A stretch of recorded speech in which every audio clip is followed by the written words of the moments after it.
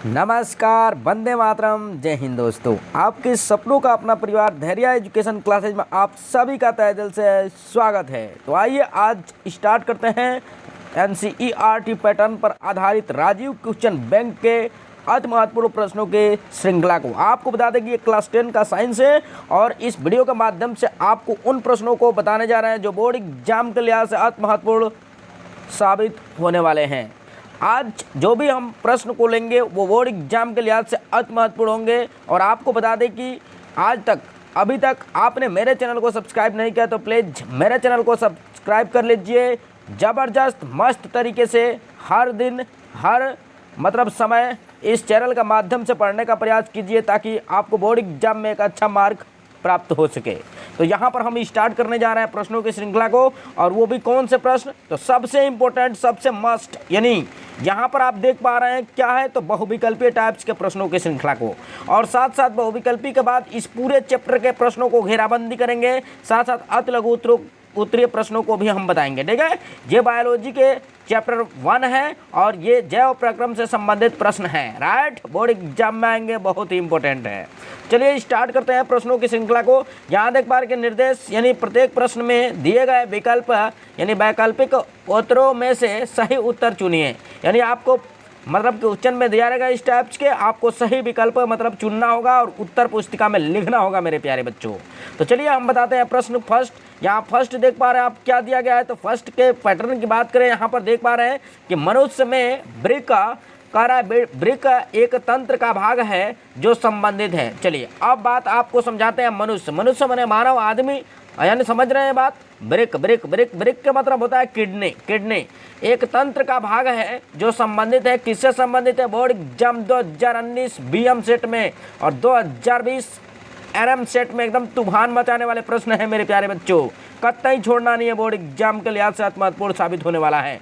यानी कहने का मतलब मनुष्य में ब्रिक एक तंत्र का भाग है जो संबंधित है। अब बताइए किडनी क्या करता है, यानी ब्रिक क्या है, तो पोषण करता है कि शोषण करता है कि उत्सर्जन करता है कि परिवहन करता है। तो मेरे प्यारे बच्चों आप जानते हैं कि किडनी अगर किसी व्यक्ति का खराब हो जाता है तो उत्सर्जन नहीं हो पाता है। इसका मतलब क्या करता है? उत्सर्जन करता है मेरे प्यारे बच्चों। राइट, बिल्कुल समझ में आ गया कि किडनी के द्वारा क्या होता है? उत्सर्जन होता है। यानी जो भी मानव के अंदर जो अपशिष्ट पदार्थ होते हैं उसको निकालने का काम किया जाता है किडनी के माध्यम से। राइट, चलिए कंप्लीट आगे बढ़ते हैं अगले प्रश्न की ओर। अगला प्रश्न आज का कौन सा है, तो ये भी देख लीजिए। इसका आंसर परफेक्ट रूप से आपको बताएंगे, समझा भी देंगे इतना अच्छे से कि आप बोर्ड एग्जाम में जाएंगे सीधा प्रश्नों को अटैक करेंगे।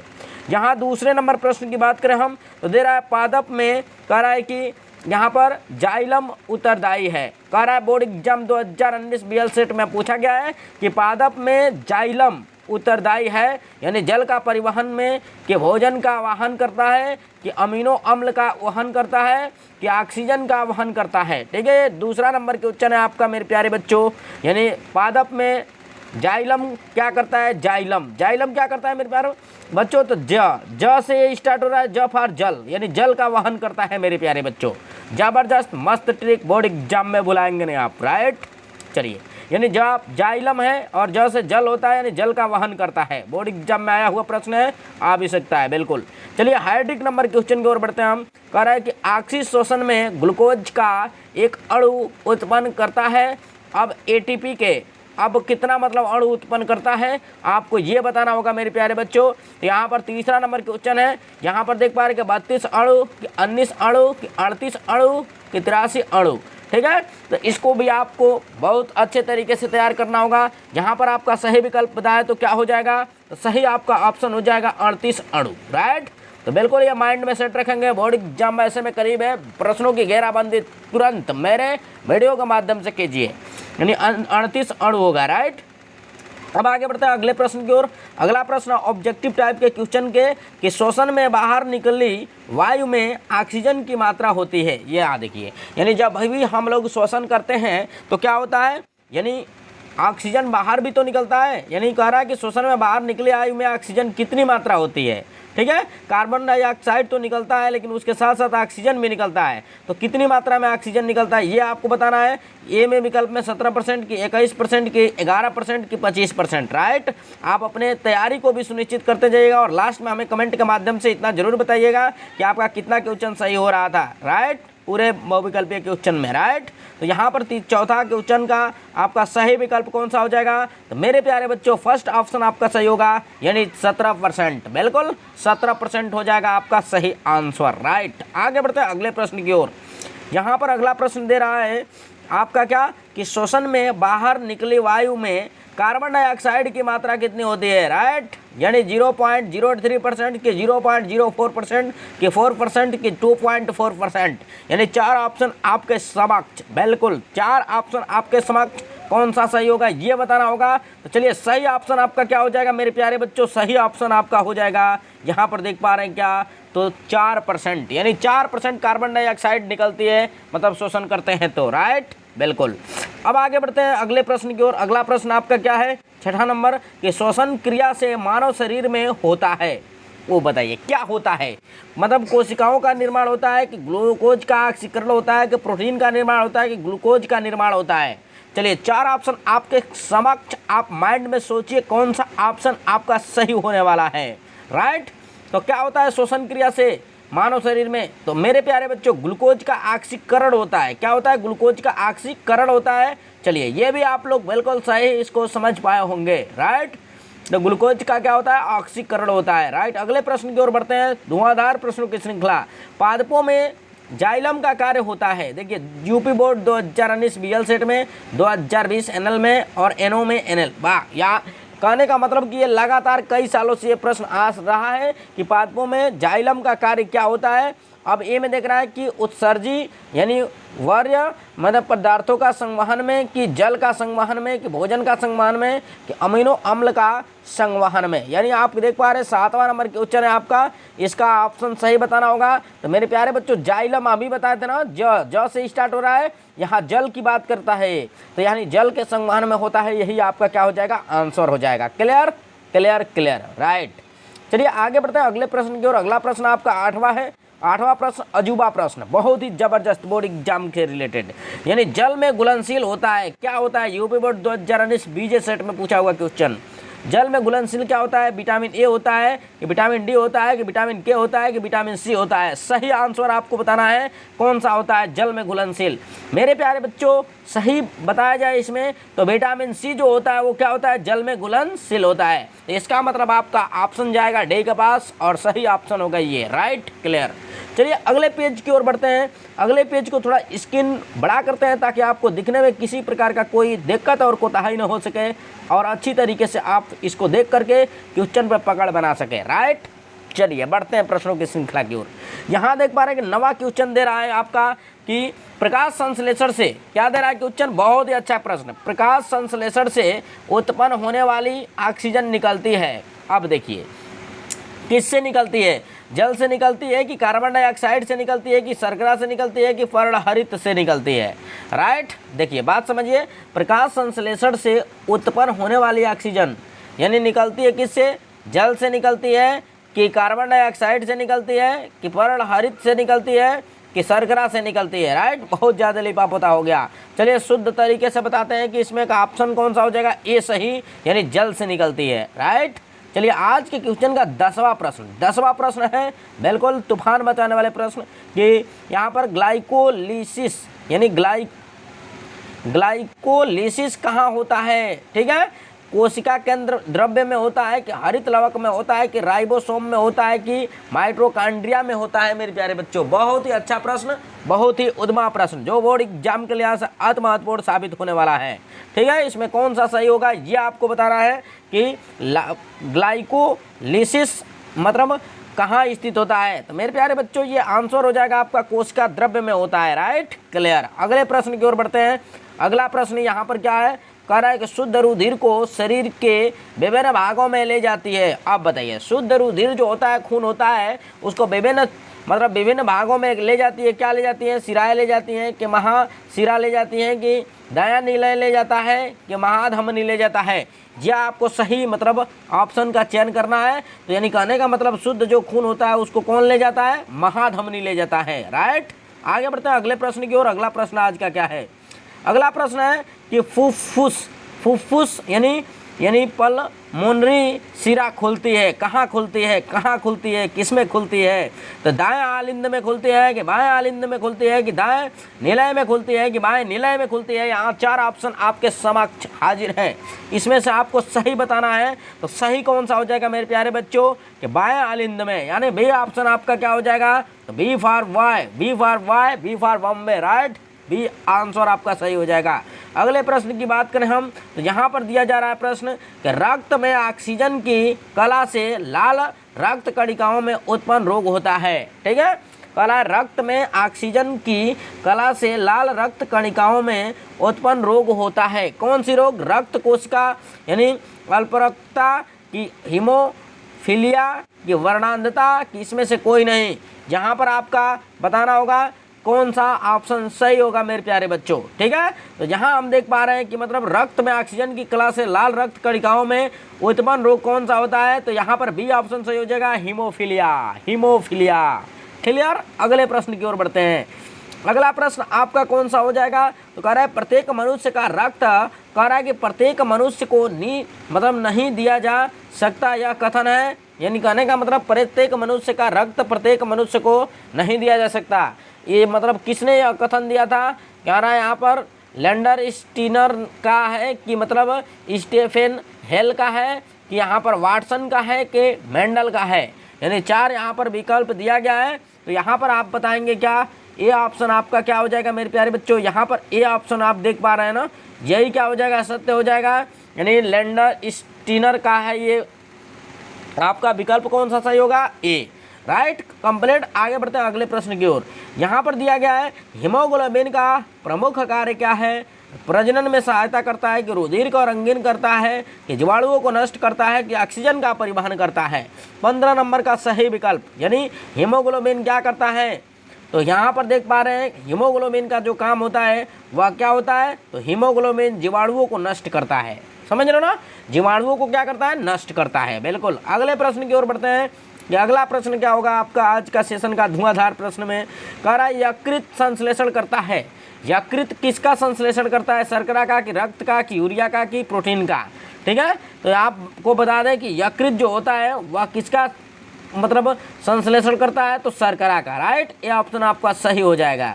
फिर आगे बढ़ते हैं हम, यहाँ पर देखते हैं कह रहा है कि वृक्कों का कार्य है 2020 NM में आया है, शोषण करना, परिवहन करना, उत्सर्जन करना, पाचन करना। तो आपको ये बताया जा चुका है कि ये उत्सर्जन करना आपका क्या हो जाएगा, सही हो जाएगा, राइट। आगे बढ़ते हैं, यहाँ पर देखते हैं 18 नंबर के क्वेश्चन है, शुद्ध रक्त मतलब बहता है, किस में बहता है, फुसफुस में, मतलब फुफ्फुस में, धमनी में कि पश्च महाशिरा में कि अग्र महाशिरा में कि या ना फुफ्फुस शिरा में, राइट। यहाँ पर 4 ऑप्शन आपके समक्ष हाजिर है। यहाँ पर विकल्प सही हो जाएगा आपका डी, यानी फुफ्फुस शिरा में। ठीक है, शुद्ध मतलब रक्त बहता है इसमें। ठीक है, आगे बढ़ते हैं अगले प्रश्न की ओर। अगला प्रश्न आपका क्या है, कह रहा है कि रक्त का थक्का जमने के लिए आवश्यक क्या है, सोडियम क्लोराइड है कि थ्रोम्बिन है कि पोटेशियम है कि कैल्शियम है। ठीक है, यहाँ पर आपको बताना है। तो यहाँ पर आपका कौन सा सही हो जाएगा, विकल्प बी सही हो जाएगा, यानी थ्रोम्बिन है। थ्रोम्बिन जो है वो क्या है, रक्त के मतलब जमने के लिए आवश्यक होता है, यानी थक्का बनने के लिए, राइट। तो ये आपका ऑप्शन सही हो जाएगा। फिर 20 नंबर के क्वेश्चन की ओर बढ़े कि रुधिर दाब मापक कौन सा है। रुधिर दाब मापक कौन सा है, थर्मामीटर है कि मतलब बैरोमीटर है कि यहाँ पर देख पा रहे कि गैल्वेनोमीटर है कि इस फिग्नोमैनोमीटर है। आपको बता दें कि जब बीपी बढ़ता है, रुधिर दाब, बीपी, ब्लड प्रेशर, तो किसके द्वारा नापा जाता है, तो बिल्कुल ये जान रहे हैं आप। यहाँ पर डी ऑप्शन आपका सही हो जाएगा, स्फिग्नोमैनोमीटर। बिल्कुल। आगे बढ़ते हैं अगले प्रश्न की ओर। यहाँ पर 21 नंबर क्वेश्चन, यहाँ पर देख पा रहे हैं कि हीमोग्लोबिन महत्वपूर्ण भूमिका निभाता है, किसमें, उत्सर्जन में कि शोषण में कि। आगे बढ़ते हैं और भी चीज़ों को समझते हैं। यहाँ पर दिया गया है, देख पा रहे हैं, बिल्कुल थोड़ा बड़ा कर लेते हैं ताकि आपको दिखाई दे स्पष्ट रूप से। ठीक है, किसमें मतलब रुधिर कार्य करता है? पाचन में कि वृद्धि में? ठीक है, यानी 4 ऑप्शन आपके समक्ष दिया गया है। तो बिल्कुल आप जानते हैं कि यहाँ पर ऑप्शन आपका कौन सा सही हो जाएगा। तो ऑप्शन आपका यहाँ पर बड़ा कर देते हैं ताकि दिखा दे आपको। यानी हीमोग्लोबिन महत्वपूर्ण भूमिका किसमें मतलब निभाता है? तो शोषण में निभाता है। राइट, कंप्लीट ये भी क्वेश्चन। अब आ जाते हैं यहाँ पर ये 22 नंबर, फेफड़ों से शुद्ध रक्त आता है। यानी 2018 IR में पूछा गया है कि फेफड़ों से शुद्ध रक्त आता है, कहाँ से आता है? बाएं अलिंद में आता है कि दाएं अलिंद में आता है कि बाएं नीलय में आता है कि दाएं नीलय में आता है? ठीक है, तो यहाँ पर आपका ऑप्शन हो जाएगा क्या सही? तो आपका मेरे प्यारे बच्चों ऑप्शन हो जाएगा ए, यानी बाएं अलिंद में आता है। राइट, तो इस प्रकार आपका 22 क्वेश्चनों का हमने धुआंधार प्रैक्टिस कराया। अब आगे बढ़ते हैं समय को देखने के बाद कि अब क्या किया जाए। तो अब यहाँ पर देख पा रहे कि ये 15 मिनट का वीडियो कंप्लीट हो चुका है, लेकिन आगे बढ़ते हैं और आपको अति लघु उत्तरीय टाइप्स के प्रश्नों की भी श्रृंखला को हम चर्चा करते हैं। तो देखिए, आप अति लघु उत्तरीय टाइप्स के प्रश्न इसी वीडियो के माध्यम से एक ही वीडियो में सारा मतलब क्वेश्चन कवर करने का प्रयास कर रहे हैं। ठीक है, ये 2 अंक में आते हैं, ये देख पा रहे हैं। तो यहाँ पर पहला क्वेश्चन स्टार्ट करते हैं कि जैव प्रक्रम किसे कहते हैं? ठीक है, अब जैव प्रक्रम क्या है इसको हम समझने का प्रयास करते हैं। कहेंगे वे सभी प्रक्रम जो कराए यानी सम्मिलित रूप से अनुरक्षण का कार्य करते हैं, जैव प्रक्रम कहलाते हैं। मेरे प्यारे बच्चों, अनुरक्षण के मतलब शरीर का देखभाल करते हैं, रक्षा करते हैं, उसे ही हम क्या कहते हैं? जैव प्रक्रम कहते हैं। ठीक है, बस इतना ही आप याद रखिएगा। उसके बाद दिया गया है अगला क्वेश्चन आपका कि एक कोशिकीय जीवों में उत्सर्जन की क्रिया किस प्रकार से होती है? तो एक कोशिकीय जीवों में उत्सर्जन की क्रिया विसरण द्वारा होती है। मेरे प्यारे बच्चों, किसके द्वारा होता है? विसरण द्वारा होता है। राइट, चलिए अब आते हैं अगला बात, आगे बढ़ते हैं अगले प्रश्न की ओर। अगला प्रश्न आपका तीसरा है कि वृक्क के अतिरिक्त 2 सहायक उत्सर्जी अंगों के नाम लिखिए। देखिए, वृक्क का मतलब किडनी के अतिरिक्त 2 सहायक उत्सर्जी अंगों के नाम लिखिए जो मतलब उत्सर्जन करता है। तो वृक्क के अतिरिक्त 2 सहायक उत्सर्जी अंग है त्वचा। त्वचा जो है वो भी क्या करता है? उत्सर्जन करता है, मतलब अपशिष्ट पदार्थों का। और उसके बाद यकृत जो है वो भी करता है। ठीक है, तो इस तरह से आप बता सकते हैं। आगे बढ़ते हैं अगले प्रश्न की ओर। अगला प्रश्न क्या है? अगला है कि मूत्र निर्माण की प्रक्रियाओं के केवल नाम लिखिए। ठीक है, तो मूत्र निर्माण की प्रमुख क्रिया क्या है? छनन। छनन माने छानना, यानी वर्णात्मक पुनः अवशोषण। ठीक है, नलिकीय यानी श्रावण, यानी इतना 3 यहाँ पर दिया गया है। इन तीनों को याद रखिएगा, बोर्ड एग्जाम में आ सकता है, आप लिख के नंबर पा सकते हैं। ठीक है, आगे अगला क्वेश्चन है पादपों की उस प्रक्रिया का नाम लिखिए जिसमें जलवाष्प के रूप में मतलब जल लुप्त होता है। ठीक है, तो यहाँ पर क्या होगा? वाष्पोत्सर्जन। वाष्पोत्सर्जन होगा मेरे प्यारे बच्चों, सही आपका आंसर।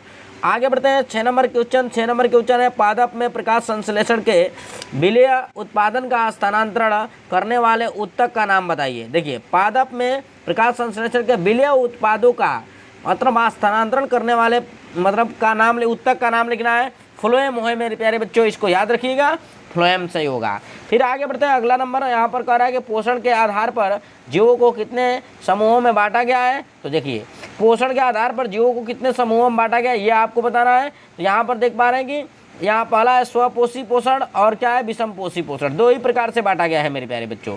ठीक है, तो इस तरह से आप बता सकते हैं। 8वें क्वेश्चन की ओर बढ़ते हैं हम। छोटा छोटा प्रश्न है, कम समय में इसको तैयार कर लेंगे। पादपों में जल और खनिज का स्थानांतरण करने वाले उत्तक का नाम बताइए। लाइजम, अभी बताया ना, यानी जाइलम इसको नाम देंगे, जाइलम उत्तक। ठीक है, ये क्या करता है? जल को पहुंचाने का काम करता है।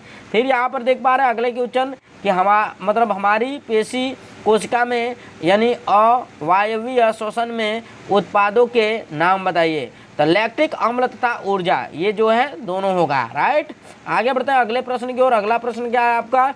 10वां नंबर। एक परजीवी पुष्पी कह रहा है कि पादप का नाम बताइए। तो यहाँ पर अमरबेल बताएंगे। परजीवी कौन है? अमरबेल है। बिल्कुल दिमाग में रखेंगे कि परजीवी जो होता है वो क्या होता है? अमरबेल होता है। क्लियर। अब आगे बढ़ते हैं अगले चीज़ के लिए। यहाँ पर कह रहा है कौन सी शिरा में शुद्ध रक्त पाया जाता है? पुलमोनरी शिरा। पुलमोनरी शिरा में शुद्ध रक्त पाया जाता है मेरे प्यारे बच्चों, नाम रखिएगा, याद भूलिएगा नहीं। फिर अगला क्वेश्चन दे रहा है यहाँ पर कि हृदय के किस भाग में शुद्ध रक्त अशुद्ध रक्त प्रवेश करता है? यानी बाएं यहाँ आलिंद में शुद्ध और दाहिने आलिंद में क्या? अशुद्ध रक्त बहता है। ठीक है, बाएं में शुद्ध और दाहिने में अशुद्ध। फिर अगले प्रश्न की ओर बात करें, कह रहा है हृदय के किस भाग से शुद्ध रक्त अशुद्ध रक्त बहता है? तो ये तो बता दिया आपको। अगला नंबर क्वेश्चन क्या है? अगला नंबर क्वेश्चन यहाँ पर 14 ताप नियम नियमन, ग्लूकोज मात्रा का नियमन यानी सोडियम पोटेशियम का नियमन एवं जल की मात्रा का नियमन किस प्रकार मतलब द्वारा संपन्न होता है? तो यह प्रासरण नियंत्रण द्वारा संपन्न होता है मेरे प्यारे बच्चों। क्या बताएंगे? प्रासरण नियंत्रण। ठीक है, तो ये आप याद रखिएगा, हमेशा के लिए बोर्ड एग्जाम में आ सकता है, इंपॉर्टेंट है। अब प्रश्न नंबर यहाँ पर 15 देख पा रहे हैं कि एंजाइम पेप्सिन तथा लाइपेज किस माध्यम से सक्रिय रूप से क्रिया करते हैं? तो अम्लीय माध्यम में ये सक्रिय रूप से क्या करते हैं? क्रिया करते हैं। देखिए आज की वीडियो में बस इतना ही, दीजिए मेरे को इजाजत, तब तक के लिए नमस्कार, वंदे मातरम, जय हिंद दोस्तों। मिलते हैं अगले वीडियो के साथ, इंपॉर्टेंट आपके टॉपिक के साथ और इंपॉर्टेंट प्रश्नों की श्रृंखला के साथ। तब तक के लिए नमस्कार, वंदे मातरम, जय हिंद।